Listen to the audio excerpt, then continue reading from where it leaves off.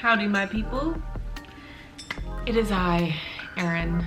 I kind of learned from my last video making experience that I should probably have more thought go into videos. Like the last one, I kind of just had like 3 bullet points and I just thought that would be fine and get me through, and it definitely didn't. So I put some more thought into this one, and this video is kind of gonna be personal and my own recovery journey.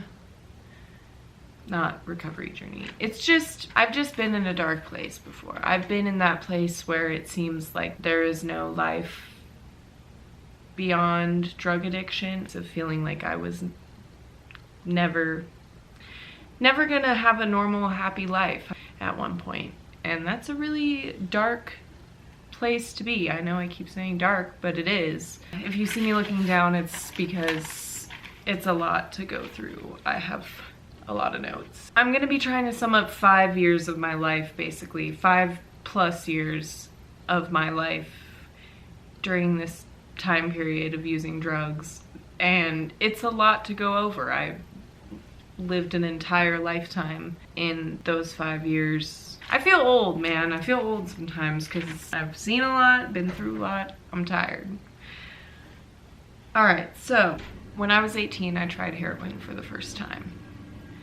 I had never really been like a problem kid. I never really was a rebel or did anything. Like the first time I drank alcohol, I think I was 18, which is pretty late for like teens, I feel. Is that bad? Maybe it's just me, but I was pretty late to the party. Same thing with like weed. I never smoked weed until I was, I think, 16, 17. I was just never into stuff like that, but senior year of high school, I started dating this guy, and he had a heroin problem, but when we met, he said he had been clean for a few months, and I just, being 18 and young and dumb, just thought maybe I can help him, save him. I don't know. Every teenage girl thinks. We've all been there. I don't know why I even said yes when he asked me if I wanted to try it. Probably just to seem cool, or I don't really know, but I remember when I tried it, I thought, this is what everybody freaks out about. This is it. Like, it was kind of underwhelming. I'm not even gonna lie. When I first tried it, I was like, that's it. Because when you think of heroin, you think of like you try it once and your brain just explodes and it's amazing, and like, it wasn't like that for me at all. But we'd been messing around with black every couple weeks. Probably. It wasn't anything like everyday serious like addiction. We were just kind of messing around with it because I was still in high school and doing things, and I don't know. It was just to chill out, and I don't know. Wasn't a big deal, but after graduating high school, I found out I was pregnant. And that's kind of where everything changed. Because we hadn't been together that long. I don't know. When I found out I was pregnant, I was terrified, but I just really wanted it to work. At the time, I was like, I guess I'm doing this. And he told me, you know, we'll figure this out. I'll get a job. It'll be fine. I'm gonna let you guess how that went. Because I was pregnant and he was looking for work, I put that in heavy quotations, but his parents decided to pay for us to live in an apartment in the same city, but just so we could be out of their house because we had been living with them. And it was really exciting at first. I loved the thought of having a new place, having my own space, but pretty much stayed empty. That apartment stayed pretty empty and pretty sad the entire time we lived there. Our relationship just kind of went downhill really quickly when it was clear that he wasn't gonna be getting a job and that he was really still wanting to use. I'm not proud of my actions back then, but at the same time, I've tried to accept the fact that I was so young and put in kind of a situation that not many 18-year-olds, 19-year-olds are prepared to handle. It just seemed like no matter how much I begged, as I got more and more far along, nothing was changing. He wasn't, I don't know, I just felt really frustrated. And I'm trying to choose my words carefully because this is my kid's dad. I don't want to be disrespectful. And this story involves more people than just myself. I don't want to be unfair and use my memories to kind of I don't know, I just don't want to sound judgy because I don't have any ill will towards him or anything. We were both going through things back then, and I just want to make that clear. But from my perspective, it just seemed like he wasn't gonna get clean. And I did use with him. I'm so not proud of that. I'm so not proud to admit that, but I did. I used drugs when I was pregnant. And again, it wasn't like every day, all the time, but that, you know, it doesn't matter.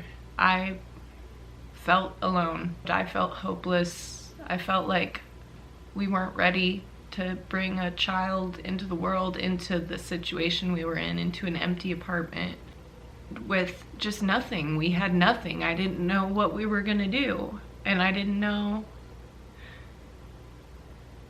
if things were gonna be okay. So, my family kind of had a feeling of what was going on. They had found drug paraphernalia, so they had made a report to CPS. And so my daughter was born 3 weeks early, and she was taken from me the day she was born because she had drugs in her system because I had smoked the day before.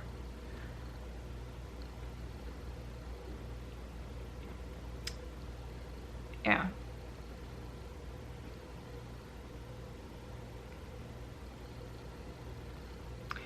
So that was rough. That was pretty freaking hard to go home to my empty, ugly apartment without my baby.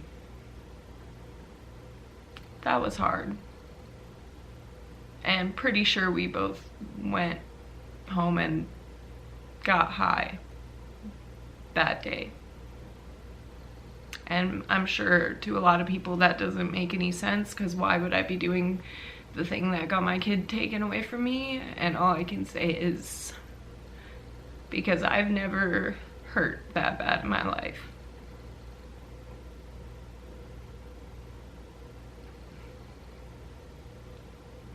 I was in so much pain.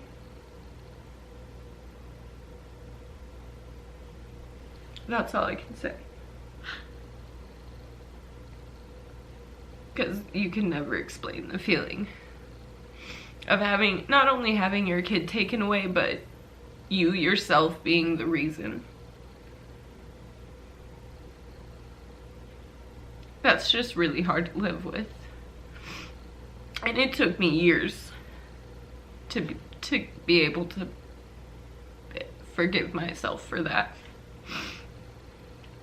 But she was placed with my mom, thankfully, so that honestly worked out really well. And I got to see her.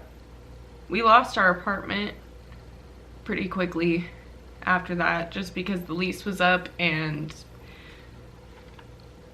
his mom didn't want to pay for the apartment anymore. Don't blame her. We weren't helping at all, and it's an apartment in Washington State, like Seattle area. They're expensive. Like, I don't blame her at all. Yeah, and with the whole CPS situation, it was kind of just, we weren't too popular with the family members, clearly, but they also were trying to be supportive in, I think, the best way they thought they could. And again, I'm just gonna skip over a long time period because the entire time I was homeless was just a roller coaster. It was the craziest time of my life. So we had been homeless for maybe a couple months, and I decided to leave him at the hospital. He had gotten really, really, really, really sick from being on the street, and I left him at the hospital and told him to call his parents and that I was leaving him there. And I left. And I started seeing this new guy who was way older than me. I kind of just really gave up at that point. I really gave up. I just accepted that my family was better off without me, and just spent the next couple years using and selling drugs and putting myself in extremely dangerous situations, dating somebody who was extremely, extremely abusive, physically, emotionally. Yeah. But we'll skip all that for now, because that's just a novel on its own, truly. But it leads me to April 2018. All right, so I know it's a bit of a different setup, and tried to do my makeup the same, but I honestly was really not feeling like putting all that on again. But it's about a week later. When I went to edit the footage, I noticed that for some reason a whole chunk is just missing. We're here again. I went back, figured out what section I needed to re-record, which was kind of a bummer because I felt like my first go through, I just felt so good about that. It wasn't meant to be. So luckily, no. Sorry, I had to put the cat in the other room. So where we left off was I was just about to talk about leading up to spring of 2018, and my current boyfriend Josh and I had been together for like definitely over a year. I'm not sure how long we were together at that point, but we had gotten so tired, you know, living that basically junky life of just running around, getting high, trying to get high. Just, we were sick of it. We were broke, we were tired, we were run down. I really was to the point where I believed that I was gonna die a junkie. I thought my daughter would never know me. It's hard to explain because looking back, I'm like, wow, how could I ever let myself think that or get to that point? But when you're in a place that's that dark, it's just hard for you to see the light at the end of the tunnel. When you feel like you've been fighting for so long, fighting these feelings, when in reality you're fighting for so long because you're never actually dealing with them, but it just feels like this never-ending battle with yourself. And we just got tired, and my mind was so polluted with negative thoughts about myself and about my future. I was reaching the point where it was truly rock bottom. I'm done. I'm done. Either this changes or I'm out of here, like out. I'm done. But something in us, and in me, I mean, I should only speak for myself, but there was just this small piece of hope to where I couldn't give up. And I thought about giving up for a long time. I just didn't want to do it anymore. But there was just something in me that wouldn't let myself take that final step. And, you know, so with the help of his dad, we got on a train with nothing but the clothes on our back and a backpack and headed out to the middle of nowhere, place we had never been. Well, I had never been before. Josh had only visited when he was a kid. And our destination, Bismarck, North Dakota. That's not where I live now. That's why I'm comfortably saying it, but I live in the vicinity. That's where I would be getting off at. And I'm not gonna lie and say that it was easy like that. Like, we just moved and you know what, cold turkey, left, never looked back. Definitely wasn't that easy. Definitely drank a lot of liquor when I first got here. Which again, not proud of, not saying like that's being sober, because it's not really, but so that first year was really hard. Coming here, getting sober. It was no walk in the park, but slowly but surely, you just gotta keep waking up every day, and that's what I did. I just held on to that little bit of hope that I had from when I first like left Washington. I had to just hang on to that and believe that I'm getting sober for a reason and I can do this and my daughter will know me. So I just held on, and kept going. And it was hard. Anybody who's gotten sober ever and been freshly sober and experienced that for a minute, you know. I felt like I didn't even remember myself. It took a long time for me to like get to know myself again. Definitely things did get better though. Once I started working, even before that, I reconnected with my family. Now I'm slowly getting into the part that I already talked about, so I might just cut it off here, but anyway, back to my old recording. Hopefully, don't have to come back here and sit down again and you see me with another face of makeup and another outfit. Goodbye.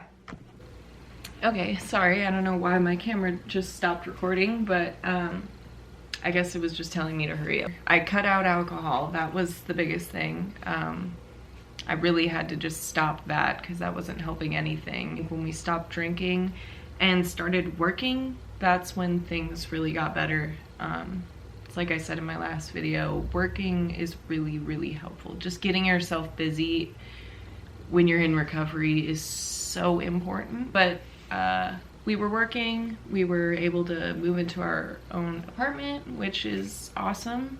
That was really needed because appreciate his family members, but we needed our own space for sure. I'm now in a place where I can honestly say that I'm excited for the future. Getting sober has kind of made me realize that,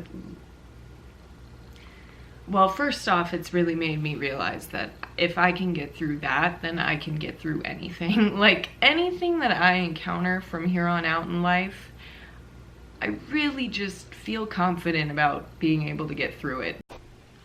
Alright guys, so that's the end of this video. I hope you liked it. I hope you learned something from it or could relate to it in some way. I think that's the main reason that I kind of want to share my story, is because I know that there's a lot of shame people feel with addiction. It's a really lonely place. And if I can be the one person that you can see and relate to and maybe have a little hope for your own situation, because if I can get better, you can get better. If I can turn that around, then you definitely can. Like, it's just, I am proof of that. And sure, everybody's different, but we all have the same power inside of us. If you commit to yourself and you put yourself first and you truly learn to love yourself, you're unstoppable. And that's what they don't tell you. That's what they don't tell you in meetings and like rehab, and they tell you that it's outside of yourself, that it's some problem that is outside of your control, and that but with the help of others and with the help of like these steps and whatever, that you can do it. But what they don't tell you is it's kind of all up to you in the end.